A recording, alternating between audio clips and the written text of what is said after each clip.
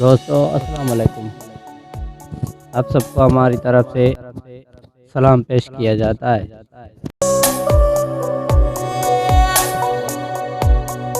آج کا ہمارا موضوع ہے میرے دوستو، محمد بن قاسم سندھ فتح کرنے کے بعد گئے تو گئے کہاں؟ یہ ایک عجیب داستان ہے سننے کے لائق۔ تو شروع کرتے ہیں دوستو۔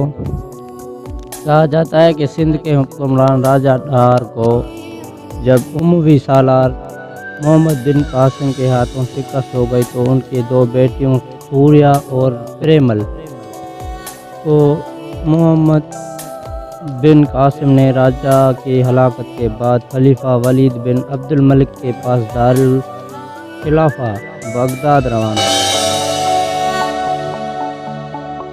خلیفہ ولید بن عبد الملک نے جب بڑی بیٹی سوریا سے خلوت کا ارادہ کیا تو اس نے چال چلی اور خلیفہ سے کہا کہ محمد بن قاسم پہلے ہی ان کے ساتھ خلوت اختیار کر چکا ہے، چنانچہ وہ اب خلیفہ کے شایان شان نہیں رہی۔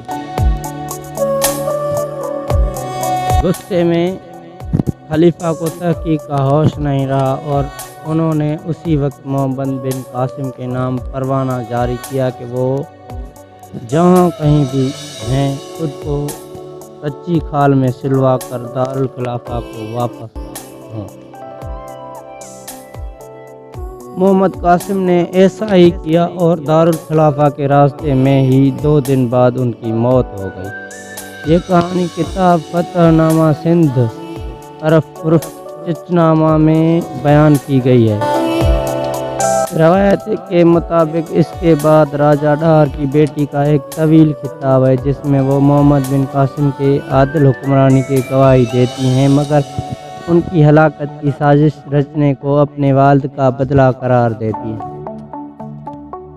اسی خطاب میں وہ محمد بن قاسم کے بارے میں بھی کہتی ہیں کہ انہیں فرمان برداری میں بھی عقل سے کام لینا چاہیے تھا، اور خلیفہ کو بھی کہتے ہیں کہ اسے بھی سنی سنائی بات پر اتنا سخت حکم جاری کرنے سے قبل تحقیق کر لینی چاہیے تھی۔ چچنامہ کے مطابق راجہ ڈھار کی بیٹی نے کہا، دانا بادشاہ وقت پر واجب ہے کہ جو کچھ بھی دوست یا دشمن سے سنے اسے عقل کی کسوٹی پر پرکھے اور دل کے فیصلوں سے اس کا موازنہ کرے، تحقیق کرے۔ وہ مزید کہتی ہے کہ پاک دامنی کے اعتبار سے محمد بن قاسم ہمارے لیے باپ اور بھائی جیسا تھا اور ہم کنیزوں پر اس نے کوئی دست درازی نہیں کی، لیکن چونکہ اس نے ہند اور سندھ بادشاہ کو برباد کیا تھا اس لیے ہم نے انتقاماً خلیفہ کے سامنے جھوٹ بولا۔ اس پر خلیفہ نے غضبناک ہو کر دونوں بہنوں کو دیوار میں چن دینے کا حکم دیا۔ بنو امیہ کے دور میں سندھ فتح کرنے والے نوجوان سالار محمد بن قاسم اور مغل بادشاہ جلال الدین محمد اکبر کے دور کے مبینہ کنیز انارکلی کی موت کی کہانی میں خواتین کی دیوار میں چنوائے جانے کی قدر مشترک ہے۔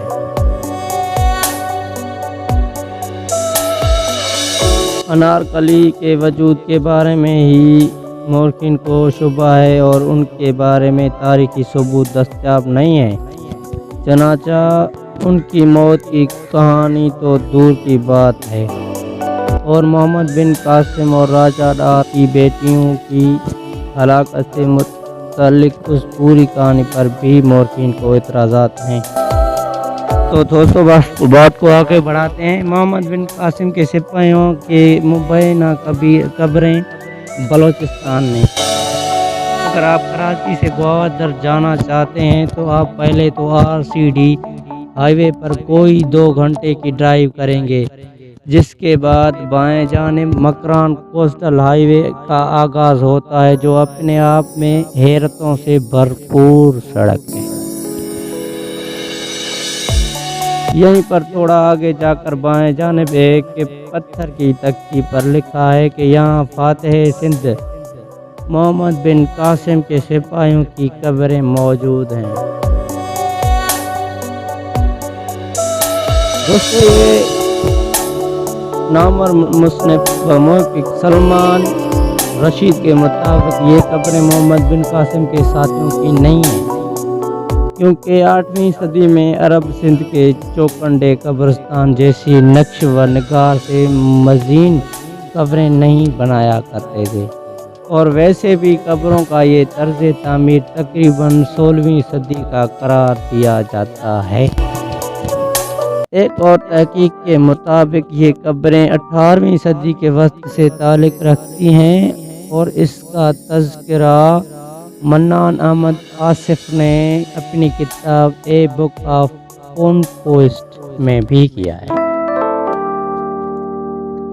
دوستو یہ میں آپ جن کتابوں کے نام لے رہا ہوں آپ ان میں سے چیک کر سکتے ہیں، یہ سب کچھ ہے، مگر پاکستان میں محمد بن قاسم سے متعلق متنازع باتوں میں سے یہ صرف ایک بات ہے۔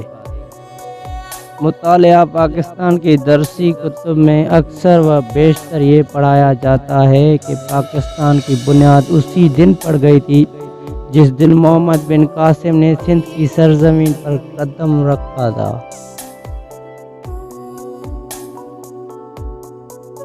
محمد بن قاسم اموی دور حکومت کے وہ سالار تھے جنہوں نے 712 سن عیسوی میں سندھ پر حملہ کیا اور یہاں کے راجہ ڈار کو شکست دی۔ کچھ لوگوں کے نزدیک محمد بن قاسم کے آنے سے جنوبی ایشیا میں اسلامی دور کا آغاز ہوا، سندھ فتح ہوا اور یوں واقعات کا ایک لمبا سلسلہ شروع ہوا جو بالآخر پاکستان کے قیام پر منتج ہوا۔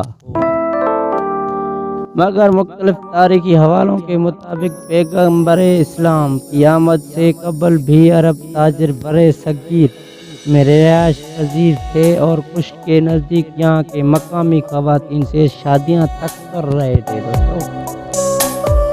کتاب the great Mughals and their India میں مصنف ڈرک کولیر اس حوالے سے لکھتے ہیں کہ انڈیا کے جنوب مغرب میں مالابار کے ساحلی علاقے موجودہ کرناٹک اور کیرالہ میں عرب تاجر یہاں پہلے سے مقیم تھے، اور جب خطہ عرب میں اسلام آیا تو ممکنہ طور پر ان عربوں نے بھی اسلام قبول کیا ہوگا۔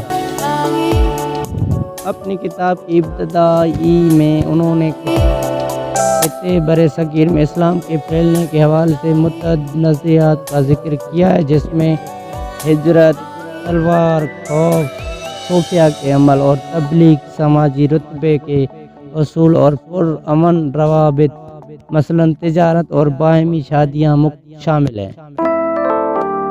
وہ لکھتے ہیں کہ جبری طور پر مذہب کی تبدیلی کے چند واقعات کا انکار تو نہیں کیا جا سکتا، تاہم کئی دیگر علاقوں مثلاً مالابار کے ساحلوں میں اسلام کی کامیابی کا تعلق جبریاں مسلمانوں کی عسکری اور سیاسی برتری سے نہیں ہے۔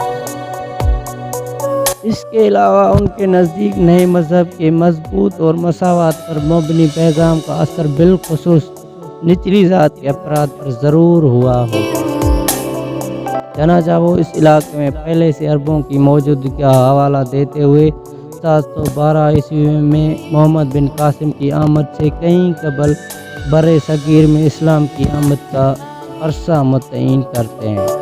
لہذا پاکستان کی درسی کتب میں عام طور پر پڑھا جانے والا بیان کے برعکس تاریخی بیان بھی موجود ہے۔ کتاب فتوح البلدان 9ویں صدی عیسوی میں عباسی دور حکومت میں تحریر کی گئی اور اسے اسلامی فتوحات کی تاریخ کی اہم ترین اور مستند کتابوں میں شمار کیا جاتا ہے۔ اس کتاب میں مصنف احمد بن یحییٰ البلاذری نے محمد بن قاسم کی ہلاکت کے بعد کے واقعات خصوصی تفصیل سے بیان کیے ہیں اور یہ بتایا ہے کہ کیسے بہت سے مفتوحہ علاقے مسلمانوں کے ہاتھ سے نکلے واپس فتح ہوئے، کسی نے واپس اپنا پچھلا مذہب اختیار کر لیا تو کسی نے مسلمانوں سے اپنا معاہدہ توڑ لیا۔ پھر سوال یہ پیدا ہوتا ہے کہ کیا محمد بن قاسم سے پہلے کوئی مسلمان سندھ میں آئے تھے یا نہیں؟ بلازری کے مطابق خلیفہ دوم حضرت عمر بن خطاب کے دور میں 15 ہجری میں انہوں نے عثمان بن ابو العصا کے بحرین اور عمان پر گورنر مقرر کیا تو عثمان نے ایک فوج تھانہ یا تانا کے جانب بھیجی۔ اس کے علاوہ اسی کتاب میں مسلم نے لکھا ہے کہ عثمان کے بھائی الحکم نے اپنے بھائی المغیرہ ابن ابو العاصی کو خلیج دیبل کے جانب بھیجا جہاں انہوں نے دشمن پر فتح پائی۔ دوستو یہ انگریزوں کے پرانے انگریزوں کے بہت مشکل نام ہے، شاید میں پڑھنے میں کوئی غلطی کر رہا ہوں تھوڑی سی فتح البلدان کا اردو ترجمہ سید ابو الخیر مودودی نے کیا ہے، جس میں انہوں نے دیبل کو تو دریائے سندھ کے قریب واقع ایک بڑا تجارتی شہر قرار دیا ہے، مگر تھانہ کا تذکرہ نہیں کیا کہ یہ کون سا شہر ہے۔ اس کا تذکرہ ہمیں ابن بطوطہ کے سفر نامے میں ملتا ہے جب انہوں نے یمن کی بندرگاہ ادنے کے بارے میں بتایا ہے کہ یہاں انڈیا کے کئی شہروں بشمول تھانہ سے بھی جہاز آتے ہیں۔ چنانچہ یہ شہر تھانہ انڈین ریاست مہاراشٹرا کے شہر تھانے یا تھانہ ہے جو ممبئی کا پڑوسی شہر ہے اور یہاں تک وسیع کھاڑی ندی کے ذریعے پہنچا جا سکتا ہے جو اس شہر کو ساحل سے کافی دور ہونے کے باوجود بحیرہ عرب سے ملا دیتا ہے۔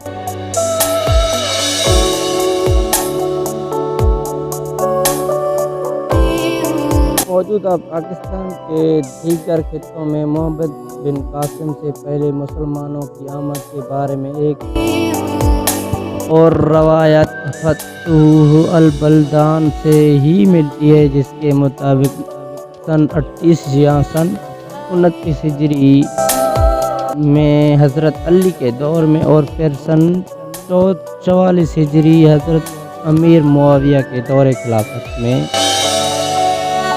موجودہ قلعات اور موجودہ بنوں پر حملے کیے گئے۔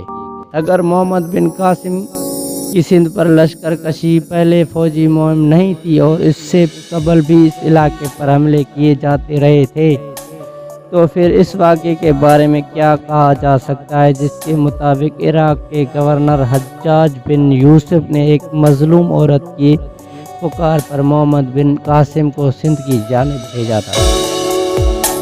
یہ کہانی بھی چچ نامہ میں کافی تفصیل سے موجود ہے۔ چچ نامہ یا فتح نامہ سندھ خطہ سندھ کے فتح پر لکھی گئی پہلی کتاب تصور کی جاتی ہے، کیونکہ اس سے قبل مورخین نے سندھ اور ہند کی فتح پر باب تو باندھے ہیں لیکن مکمل کتابیں صورت میں صرف چچ نامہ ہی ملتی ہے۔ چچ نامہ 13ویں صدی میں علی کوفی کے فارسی میں ترجمہ کردہ کتاب ہے جو ان کے مطابق انہوں نے ایک عربی کتاب سے فارسی میں منتقل کی، تاہم وہ عربی کتاب اب تک باقاعدہ دریافت نہیں ہو سکی ہے، نہ ہی اسے حوالے سے معلومات ہیں کہ وہ کس کی تصنیف تھی۔ تاہم اس کتاب میں موجود روایات اور تاریخی حوالوں کو محققین پڑھنے میں کامیاب رہے ہیں۔ چچ نامہ میں بیان کیے گئے دیگر واقعات کے برعکس مسلمان قیدیوں کے بارے میں تحریر اس واقعے کی شروعات میں اس کی سند موجودہ نہیں ہے۔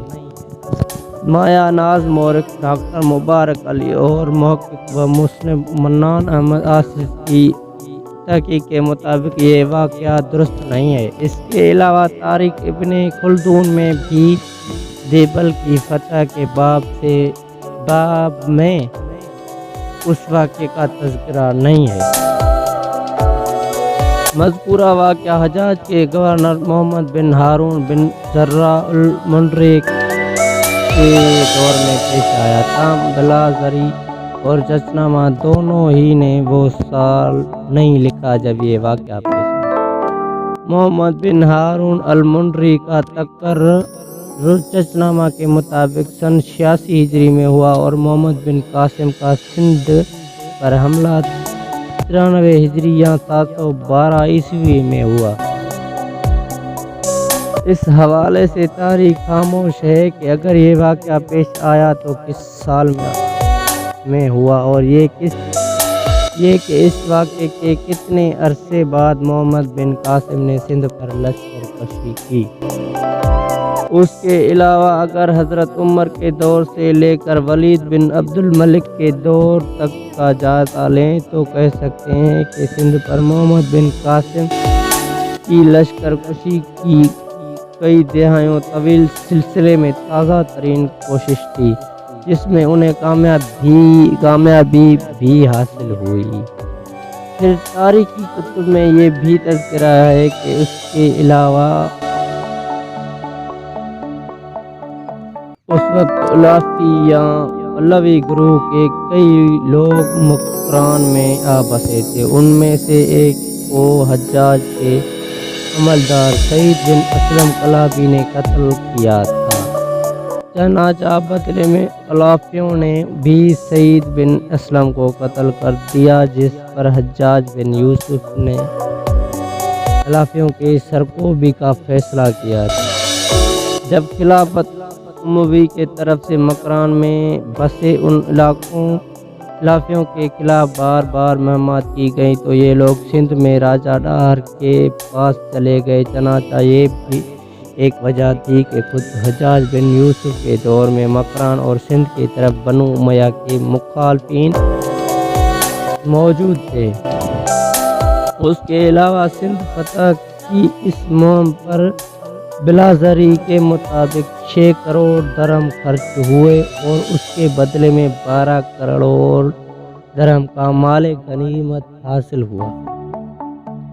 چنانچہ منان احمد آصف اپنی ایک مضمون میں لکھتے ہیں جب سندھ پر حملہ ہوا تو اس کا تعلق بنو امیہ کی شاخ مروان کے مالیاتی امور یا باغیوں کے خلاف سرحدی خطے پر قبضہ تھا، نہ کہ قزاقوں کی کسی رومانوی داستان کے۔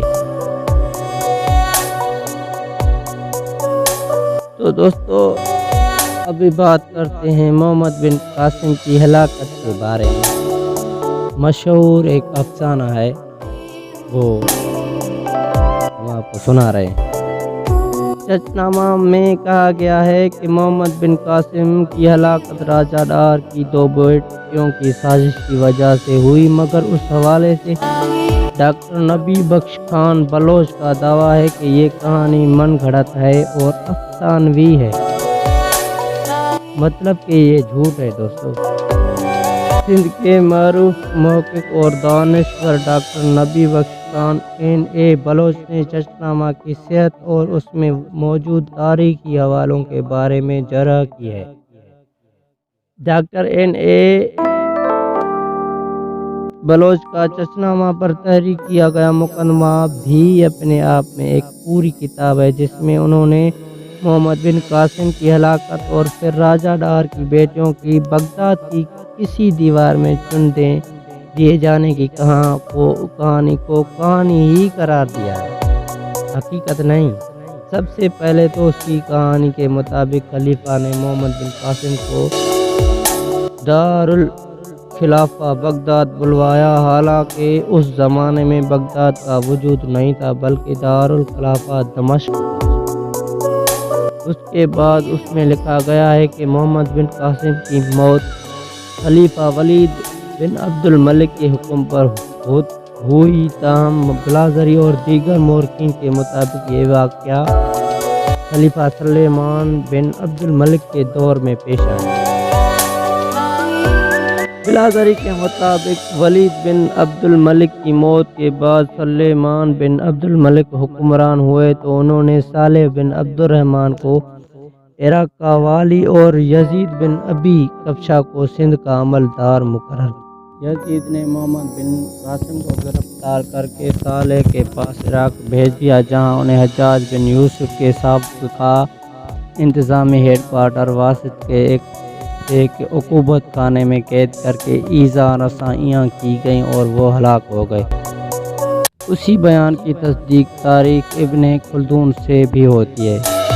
فتوح البلدان میں لکھا ہے کہ جب محمد بن قاسم قید میں تھے تو انہوں نے اپنے ساتھ ہونے والے سلوک پر یہ اشعار پڑھے تھے۔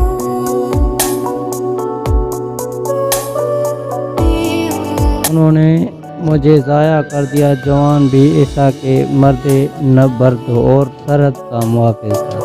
چنانچہ محمد بن قاسم کی مقتولی اور ہلاکت سے اس دور میں ہونے والے سیاسی سازشیں اور آپسی دشمنیاں بھرپور انداز میں عیاں ہو جاتی ہیں۔